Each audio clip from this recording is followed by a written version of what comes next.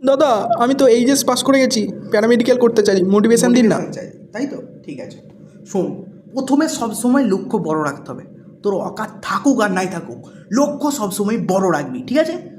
তুই যেহেতু প্যারামেডিক্যাল করতে চাইছিস, লক্ষ্য রাখবি এমবিবিএস, ঠিক আছে? নিট অ্যাসপিরেন্ট, তবে তুই প্যারামেডিক্যাল করতে পারবি। তারপর কী কোর্স নিবি? সব থেকে ভাইরাল কোর্স চলছে ডিএমএলটি, ডিএমএলটি নিয়ে নিবি, নাহলে বিএমএলটি। তারপর কি করবি?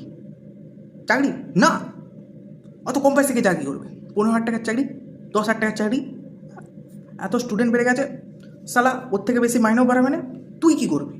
কোর্স হয়ে গেল, বাপের কাছে যাবি, টাকা চাইবি, টাকা নিয়ে নতুন স্টার্ট আপ শুরু করবি। কিসের? চা, চপ, মুড়ি, ঘুগনি। অসাধারণ ভবিষ্যৎ ভাই। দাদা তাহলে ডিগ্রিটা? ডিগ্রিটা কখন কাজে লাগবে? ডিগ্রিটা তোর কাজে লাগবে চায়ের দোকানের নাম হিসেবে, ঠিক আছে? Best of luck. দূর সালা বোকাচোদা দাদা।